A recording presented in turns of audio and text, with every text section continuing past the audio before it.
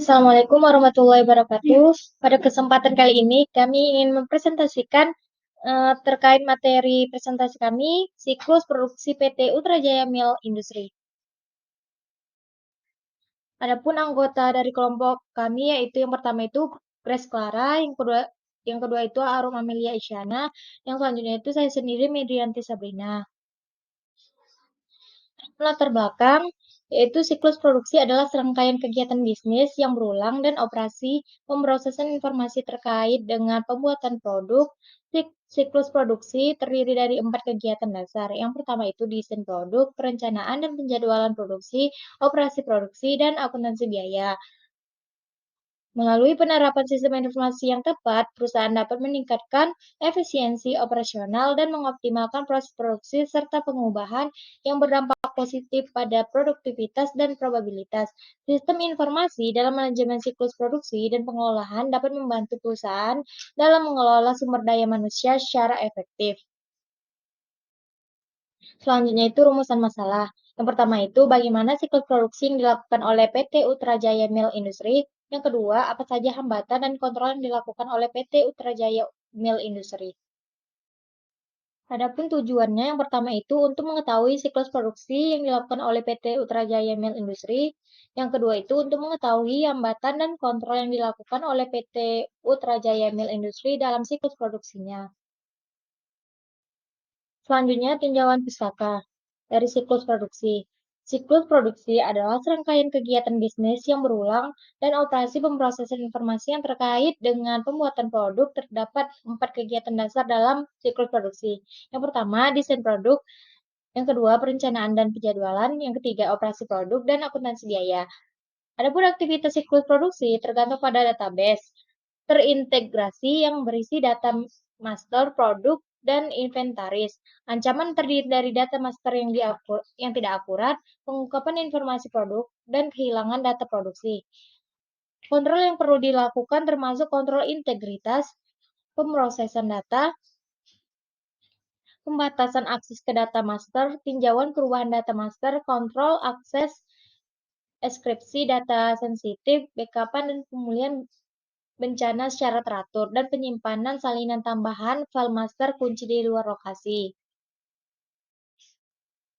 Selanjutnya itu desain produk. Langkah pertama dalam proses produk adalah desain produk dengan tujuan membuat desain produk yang memenuhi kebutuhan pelanggan seperti kualitas, ketahanan, dan fungsi sambil mengurangi biaya produksi sebanyak mungkin. Adapun ancaman dan proses ini adalah kegagalan produksi.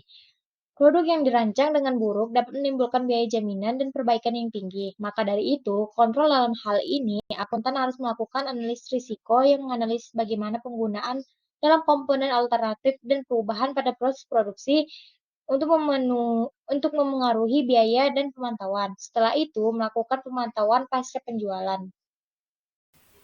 Nah, tahap yang kedua adalah dalam siklus produksi yang selanjutnya itu perencanaan dan penjadwalan. Tujuannya untuk mengembangkan rencana produksi yang efisien untuk memenuhi pesanan yang ada dan juga mengantisipasi permintaan jangka pendek.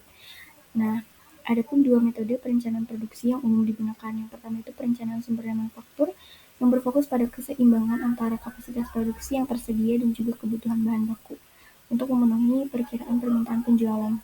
Nah, metode yang kedua yaitu lean manufacturing yang bertujuan untuk mengurangi ataupun menghilangkan persediaan bahan baku, barang dalam proses, dan juga barang jadi. Adapun tujuan dari lean manufacturing adalah untuk meminimalkan atau menghilangkan persediaan bahan baku, work in process, dan juga barang jadi. Selanjutnya adapun ancaman dan juga kontrolnya. Ancaman utama dalam kegiatan perencanaan dan penjadwalan adalah produksi yang berlebihan ataupun kekurangan produksi. Nah, produksi berlebihan ini dapat mengakibatkan pasokan barang yang melebihi permintaan jangka panjang, maksud saya jangka pendek, sehingga menciptakan potensi masalah arus kas karena sumber daya terikat dalam persediaan.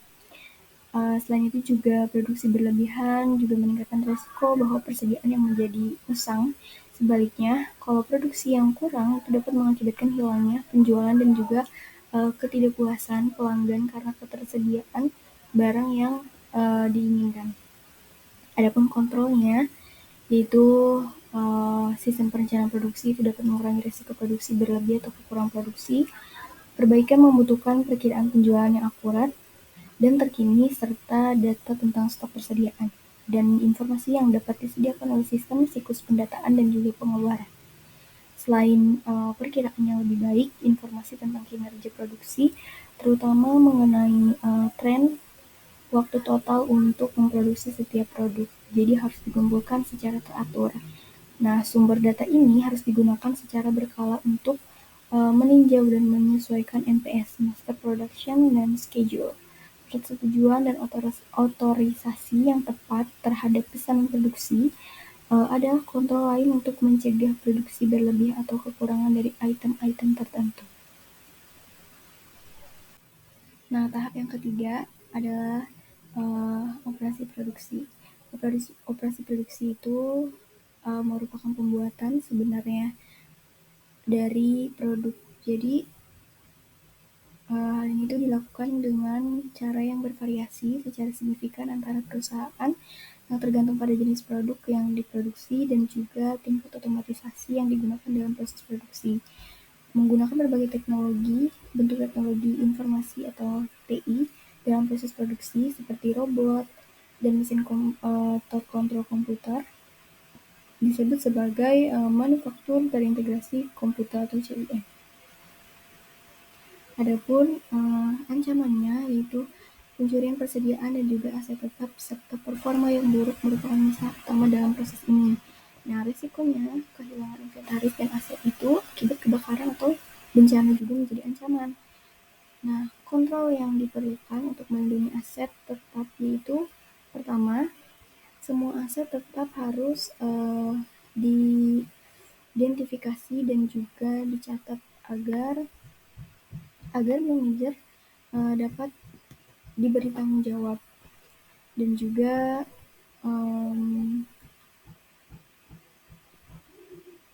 akuntabilitas atau aset tetap yang berada di bawah kendali mereka. Nah, selanjutnya pelatihan juga itu dapat mengurangi terjadinya threat tersebut. Seperti apa ya? Penting juga untuk secara teratur menyiapkan dan meninjau laporan kinerja untuk mengidentifikasi kapan tambahan pelatihan diperlukan. Jadi seperti sumber daya listrik cadangan, seperti generator dan juga perangkat pasokan listrik tak terputus. Nah, harus diakuisisi untuk memastikan bahwa peralatan dan mesin itu penting tidak rusak.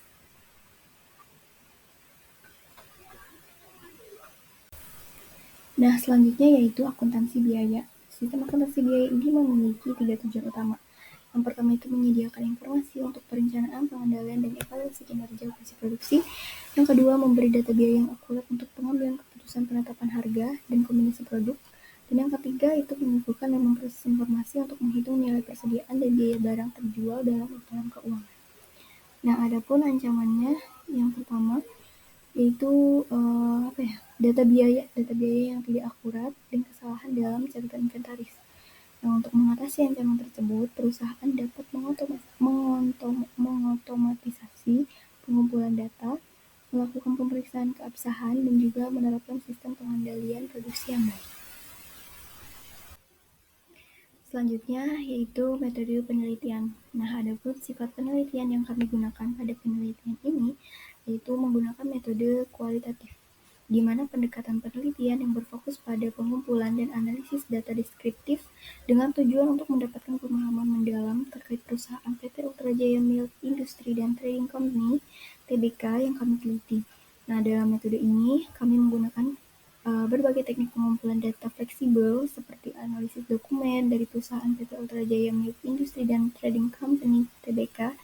Nah, setelah data kami kumpul, kami melakukan analisis mendalam dan kontekstual untuk mengidentifikasi siklus produksi ataupun struktur yang muncul dari data serta memberikan interpretasi data-data yang sudah ada baik di internet maupun di buku menjadi referensi dalam penelitian ini. Nah, metode kualitatif itu mengedepankan refleksi peneliti terhadap subjektivitas dan konteks dalam pengumpulan serta interpretasi data yang sudah ada.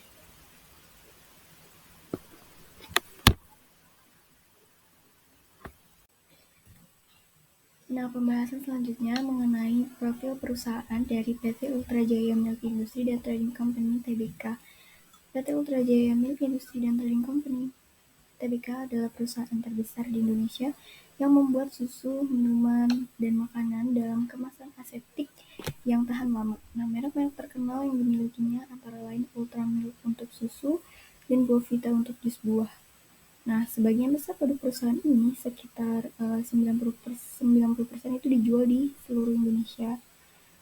Sedangkan sisanya itu diekspor ke negara-negara di Asia, Eropa, Timur Tengah, Australia, dan juga Amerika Serikat. Nah, kegiatan usaha utama dari perseroan berdasarkan anggaran dasar perseroan yang terakhir adalah bidang industri pengolahan dan juga perdagangan besar dan eceran. Di kelompok minuman, perseroan memproduksi rupa-rupa jenis minuman seperti minuman susu cair, minuman teh, minuman untuk kesehatan, dan juga minuman tradisional. Nah, adapun kantor pusat dan pabrik perseroan berdiri di atas tanah milik perseroan seluas lebih dari 20 hektar yang terletak di Jalan Raya Cimareme, nomor 131, Padalarang, Kabupaten Bandung Barat. Lokasi ini tentunya sangat strategis karena letaknya itu di daerah lintasan hasil peternakan dan juga pertanian, sehingga memudahkan perseroan untuk memperoleh pasokan bahan baku dan juga memudahkan pendistribusian hasil produksinya. Nah, aktivitas yang pertama dalam siklus produksi yaitu desain produk. Setelah memahami kebutuhan konsumen dengan baik, perusahaan membentuk tim desain yang terdiri dari insinyur, ilmuwan pangan, desainer produk, dan juga ahli terkait lainnya. Nah, tim ini bekerja sama untuk mengembangkan konsep dan juga membuat prototipe produk yang sesuai dengan kriteria yang ditetapkan, seperti kualitas, ketahanan, fungsionalitas, dan juga biaya produksi. Dalam proses desain, PT ini melakukan pengujian dan juga evaluasi terhadap prototipe produk. Pengujian ini mencakup aspek kualitas, keamanan, dan juga performa. Nah, selain itu, tim desain juga melakukan perbaikan dan penyempurnaan berdasarkan hasil pengujian tersebut, dengan tujuan mencapai desain produk yang optimal sebelum memasuki tahap produk massal. Selanjutnya, kesesuaian dengan kebutuhan dan tren pasar itu merupakan ancaman terhadap desain produk. Ancaman lainnya adalah kualitas dan keamanan produk yang tidak memenuhi standar yang ditetapkan. Nah, untuk mengatasi ancaman tersebut, perusahaan melakukan riset pasar secara teratur, mengikuti tren terkini, dan juga mengumpulkan umpan balik dari konsumen. Nah, tim desain bekerja sama dengan tim riset pasar untuk memastikan bahwa desain produk itu sesuai dengan kebutuhan dan juga preferensi dari konsumen. Nah, dalam mengendalikan kualitas produk, PT ini melakukan pengujian dan evaluasi yang ketat terhadap prototipe produk. Tentunya, tim desain bekerja sama dengan tim pengendalian mutu dalam mengendalikan kualitas produk tersebut. Dalam aktivitas perencanaan dan penjadwalan, PT Ultra Jaya Milk Industri mendapatkan pasokan bahan baku susu murni dari para peternak sapi yang bergabung dalam Koperasi Peternak Bandung Selatan atau KPBS Pangalengan, koperasi unit desa lainnya, dan perusahaan peternakan. Sedangkan daun teh dipasok oleh perusahaan perkebunan. Untuk menjaga kelangsungan dan keteraturan pasokan bahan baku ini, serta untuk menjaga agar bahan baku yang dipasok tetap berkualitas prima, perseroan senantiasa membina dan memelihara hubungan kemitraan yang sangat baik dengan para pemasok. Beberapa jenis bahan baku produksi antara lain bahan kemasan aseptik atau aseptic packaging material untuk produk minuman UHT masih diperoleh secara impor. Ancaman dalam kegiatan ini yaitu resiko gangguan mutu yang dapat terjadi karena penyediaan bahan baku yang kurang baik atau karena gangguan pada waktu proses produksi.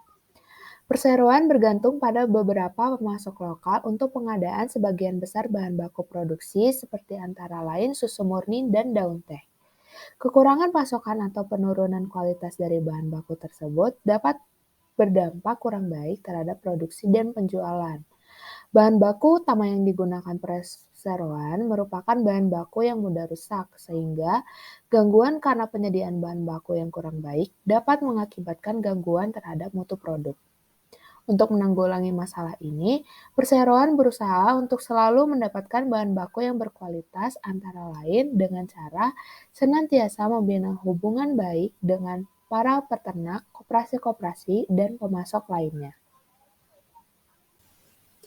Pada kegiatan operasi produksi, perseroan menerapkan sistem yang modern dan mutakhir untuk pemrosesan pengemasan, logistik, dan IT yang ada. Perseroan telah secara konsisten untuk menerapkan teknologi yang modern, sedangkan pengelolaan persediaan barang jadi dilakukan dengan suatu sistem yang terotomatisasi dan terkomputerisasi secara penuh. Perseroan juga telah menerapkan sistem manajemen kinerja usaha Hyperion untuk meningkatkan kemampuan perencanaan usaha atau budgeting. Seluruh produk minuman UHT, termasuk susu cair, minuman teh, minuman kesehatan, serta minuman lainnya, diolah dengan mesin pengolahan dan pengemasan aseptik, peralatan, serta know-how yang diperoleh dari Tetra Pak dan SIG Kombi Blok. Sedangkan produksi produk-produk yang berbasis bahan padat atau kelompok makanan yang terdiri atas susu kental manis dan susu bubuk diolah dengan mesin pengolahan dan pengemasan, peralatan, serta know-how yang diperoleh dari Gea Niro. Pada kegiatan operasi produksi, produk-produk yang dihasilkan perseroan bisa terganggu apabila terjadi kesalahan dalam proses produksi atau kerusakan mesin, karena dapat mengakibatkan gangguan mutu produk yang dihasilkan atau terhambatnya kelancaran proses produksi. Untuk menanggulangi masalah yang mungkin timbul dari kesalahan produksi, perseroan melakukan pengujian produk mulai dari saat penerimaan bahan baku, saat pengolahan di pabrik, sampai saat penyimpanan hasil jadi di gudang. Sedangkan terhadap mesin-mesin pengolahan, selalu dilakukan pemeriksaan atau maintenance secara berkala. Pada akuntansi biaya, umumnya perseroan menentukan harga jual produk dengan mempertimbangkan kondisi persaingan usaha, kondisi daya beli para pelanggan, strategi perusahaan, biaya-biaya input, dan biaya-biaya logistik lainnya. Laba kotor diperoleh dari selisih antara harga pokok produksi berupa biaya bahan baku, biaya upah langsung, dan biaya produksi tidak langsung dengan harga jual produk yang telah ditentukan. Apabila terjadi kenaikan harga bahan baku atau kenaikan biaya operasional yang mengakibatkan harga pokok produksi meningkat, biasanya perseroan meneruskan kenaikan biaya ini kepada para konsumen dengan cara menaikkan harga jual produk. Perkembangan teknologi di sektor pangan dan kemasan pada saat ini melaju dengan sangat pesat. Apabila tidak senantiasa diikuti, maka teknologi yang kini digunakan perseroan menjadi ketinggalan dan melemahkan daya saing perseroan. Setiap perkembangan teknologi yang bertujuan untuk meningkatkan teknik produksi selalu menjadi perhatian perseroan. Untuk masuk tersebut, perseroan berusaha untuk memilih dan mengarahkan penggunaan teknologi yang lebih modern, automasi, dan tepat guna dengan biaya yang kompetitif. Kesimpulan yang kami dapatkan yaitu PT Ultra Jaya mengimplementasikan sistem informasi siklus produksi yang terintegrasi untuk mengelola proses produksi. PT juga menggunakan teknologi modern dalam semua langkah produksi dan fokus pada inovasi dalam desain produk. PT Ultra Jaya juga sangat memperhatikan desain produk yang sesuai dengan kebutuhan dan tren pasar. Mereka memiliki tim desain yang terdiri dari para ahli yang bekerja sama untuk menciptakan produk berkualitas tinggi. Sebelum memasuki tahap produksi massal, perusahaan ini melakukan pengujian dan evaluasi terhadap prototipe produk untuk memastikan kualitas dan keamanannya. Untuk menjaga kelangsungan dan keteraturan pasokan bahan baku, serta untuk menjaga agar bahan baku yang dipasok tetap berkualitas prima, perseroan senantiasa membina dan memelihara hubungan kemitraan yang sangat baik dengan para pemasok dengan memberikan bimbingan dan penyuluhan yang baik dari segi teknik, manajemen, dan permodalan.